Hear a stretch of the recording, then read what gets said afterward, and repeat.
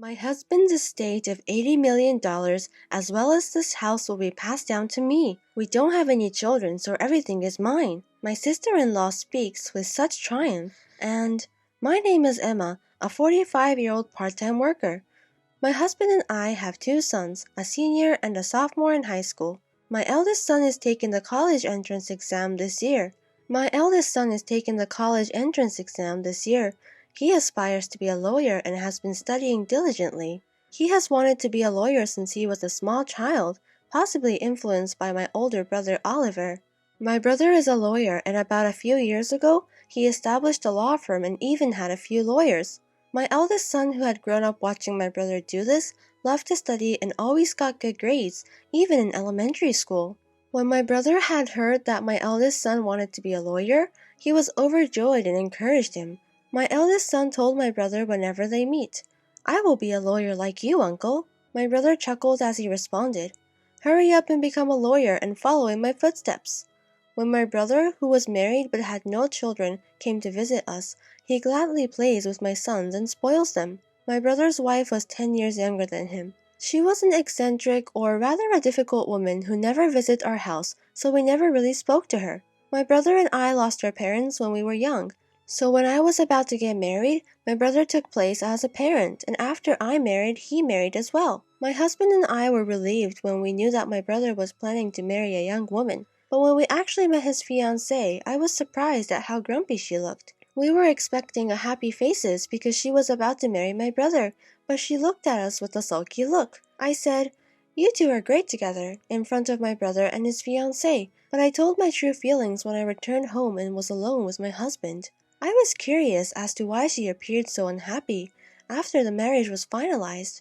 My husband seemed to agree with me and responded concernedly, "She wasn't a particularly pleasant bride." It can't be helped what we care. My brother married his 10-year younger fiancée. Shortly before they got married, my brother bought a house, so my husband and I took our children and visited them to celebrate. The house was magnificent and astonished me, as expected of my brother because he runs a law firm. But we did not see my sister-in-law, so my husband jokingly said to my brother, "Has your wife already left you?" My husband was obviously joking, but seeing my brother's stern expression, my husband and I became nervous. According to my brother, whenever there is something, sister-in-law returns to her parents' house. Today was her mother's birthday, so she is staying over to celebrate. My husband's shoulders slumped, thinking he had said a bad joke. Suddenly, my brother asks us with a straight face, "If I ever can't have children, can I adopt one of your children?" I thought my brother was joking, saying something like that, but he looked serious. I couldn't answer his unexpected suggestion, but my husband laughed and replied, "We don't know what the future holds, so let's discuss it when it happens, okay?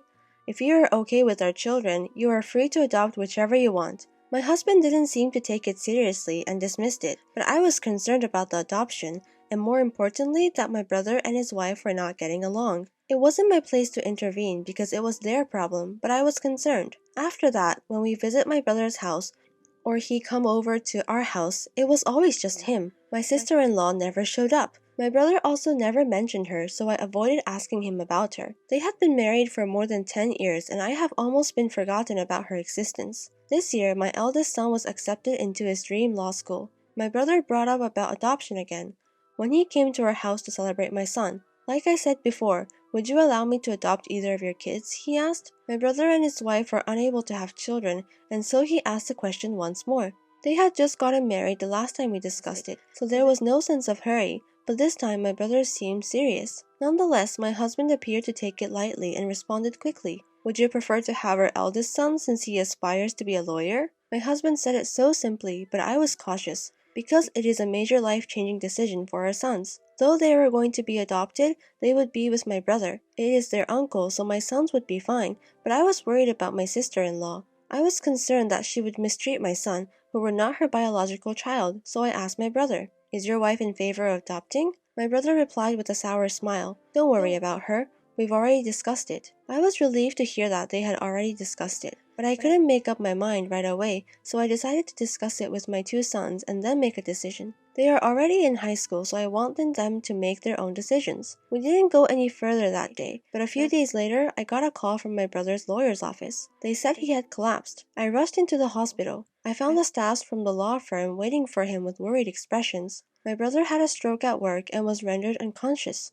After I arrived, the law firm staff left. They also said that they couldn't reach my sister-in-law. I called the landline, but she didn't answer, and I didn't have her cell phone number. My husband and my second son later arrived, but I really couldn't reach my sister-in-law. My second son eventually discovered a smartphone among my brother's belongings. We unlocked it and began looking up for her number. She answered angrily when I called using that phone. "I told you not to call again. I will sue you." I began to speak while she was yelling in a terrible tone. "It's Emma, Oliver's sister.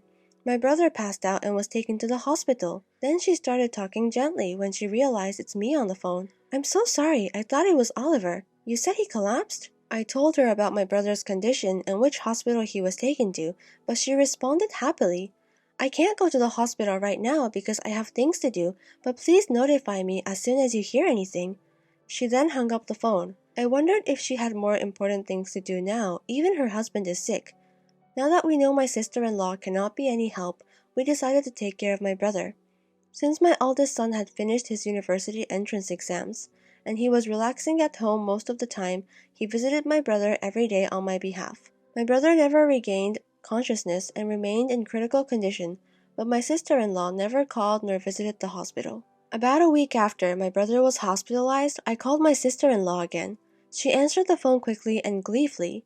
"What's the matter? Did he die?" I wanted to yell at her for being so rude, but I responded quietly. "He is still alive. Why don't you visit the hospital?" She retorted as if she irritates me while I hold back my rage. "I'm not a doctor, nor am I a spiritual healer. There's nothing I can do for his recovery." I became even more enraged by her demeanor, so I hung up the phone. I began to suspect that my brother wanted to adopt one of my sons because he had given up on having children with his wife. I think they weren't getting along. When my brother's marriage was finalized, I asked him how they'd meet, and he said they met through a marriage counseling agency. Maybe my sister-in-law married him because he was a lawyer and she wanted to have a good life. This thought enraged me even more, but when I mentioned it to my husband, he said something even more crueler. If Oliver dies in this situation, his wife will inherit the entire estate, since they don't have any children. So my brother came to celebrate my eldest son the other day and spoke to us about adoption. Maybe it was because he was thinking about his inheritance. I wish I could have decided at that time, but there was nothing I could do. After my brother left that day, I casually mentioned it to my two sons, and my second son told me that he would be happy to be adopted. Unlike my eldest son, my second son has no goals at the moment. He appears to believe that if he is adopted by Oliver, he will have an easy life. I expected the first son, who looks up to his brother, to want to be adopted as well, but the answer surprised me. "I don't want to be adopted, because as the eldest son, I will take care of you, Mom and Dad." I was overjoyed, but I also knew that my eldest son who aspired to be a lawyer was the right one to be adopted by. I was disappointed that I can't complete the adoption process on behalf of my unconscious brother. I do not want my brother's inheritance, but I also do not want to give even a penny of his property to my sister-in-law, who appears to be awaiting his death. I could only hope for my brother's recovery, but he never recovered. My brother passed away a few days later, and I had no choice but to contact my sister-in-law. "My brother recently passed away. Can we do a funeral?" My sister-in-law, who had been waiting the news of my brother's death, responded cheerfully. "Everything is up to you. Please do not appoint me as a pallbearer. I don't want to deal with any formalities." "You—" When I was about to lose it, she quickly hung up the phone. After all, my husband and I planned the funeral. Staffs from the law firm helped us in a variety of ways. My husband was also concerned about the firm's future, but my brother had taken care of that. Though my brother was the firm's representative lawyer, he delegated management to someone he trusted, so the law firm as a corporation will continue to operate without a problem. Many people came to my brother's funeral, and so many wreaths were brought that they couldn't fit it in the hall. Then I realized how wonderful my brother was once again. My son also assisted at the funeral, but when my second son saw the presidents of major corporations, politicians, and others had also attended, he was really frustrated. I knew I should have been adopted. I had no idea how amazing he was. My husband and I both felt we could kind of understand his sorrow. I was the pallbearer, but no one asked why my sister-in-law wasn't there, and no one mentioned it. I wondered if we were the only ones who knew my brother had married. My brother and his wife did not have a wedding. Instead, they only went on their honeymoon, so even the relatives may have missed it. If this was going to happen, I almost wish they had never married. No need of a wife who does not attend of her husband's funeral. And I regret not allowing him to adopt my second son sooner, because I believe she would take all of my brother's estates. With the help of the law firm staffs, my brother's funeral was completed. I invited everyone to my brother's house for a meal and to thank them. My brother will be able to rest in peace because of all of you. We were all very sad. That's when my sister-in-law appeared, wearing a flashy pink coat. I addressed her as if she had planned to arrive just as the funeral wrapped up. After all this time, why did you come here? With a big smile on her face, she speaks loud so that everyone could hear. My husband's estate of $80 million, as well as this house, will be passed down to me, his wife. We don't have any children, so everything is mine. For some reason, when she said it triumphantly, my brother's subordinates burst out laughing. We looked at them confused, unsure why they were laughing. My sister-in-law glared and yelled at them. What exactly are you laughing about? You're so impolite. While smirking, one of the lawyers responded, We know that you're officially divorced. We all knew the result of your divorce settlement the day before he collapsed. When I first heard this fact, I exclaimed, What? You are divorced? I looked over my sister-in-law's face and saw her staring at them, who had just said the truth with the most terrifying expression ever. When she clenched her teeth, the other lawyer started talking. I also heard that you were charged alimony in conjunction with your divorce. Because your affair caused a divorce, it is inevitable. My sister-in-law yelled, glaring at the lawyer who said it. I'm not required to pay alimony, am I?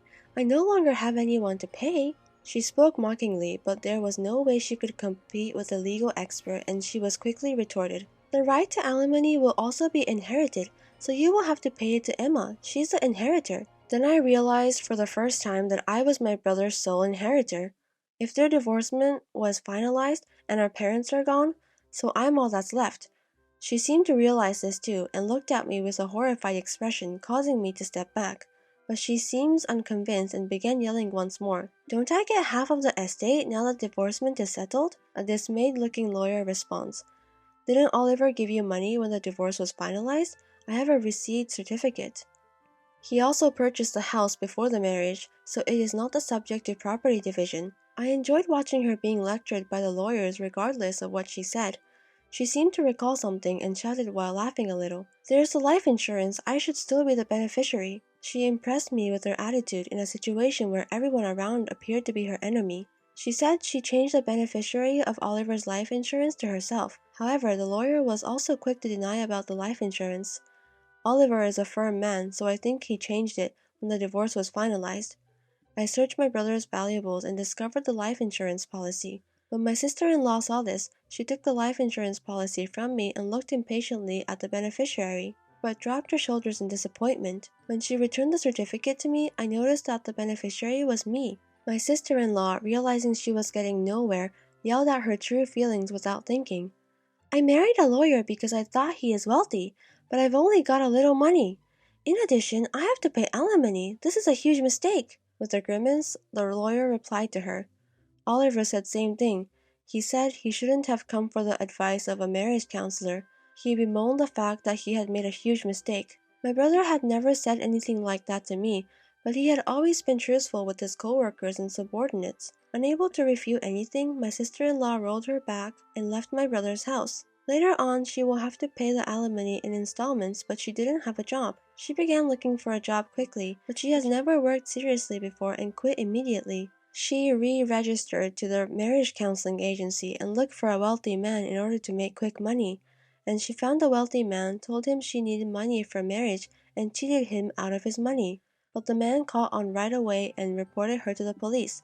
She was arrested for marriage fraud, according to the lawyer who works in my brother's law firm. To be honest, no alimony was ever paid to me, and when I went to see the lawyer about it, the story came up. In dismay, the lawyer told me, now that she has been apprehended, alimony payments may be impossible to obtain for the foreseeable future. Alimony is not something I am interested in. I was more interested in seeing her suffer a terrible fate.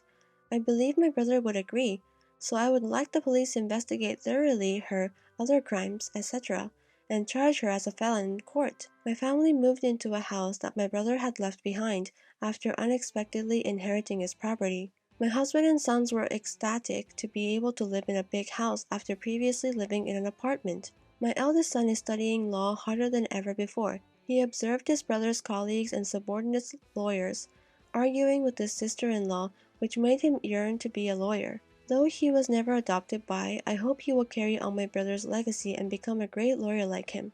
Only my second son is upset and disappointed that I inherited my brother's entire estate. He claims, "To be honest, I wish I was adopted by uncle so I could have inherited everything." The second son smiled half-jokingly.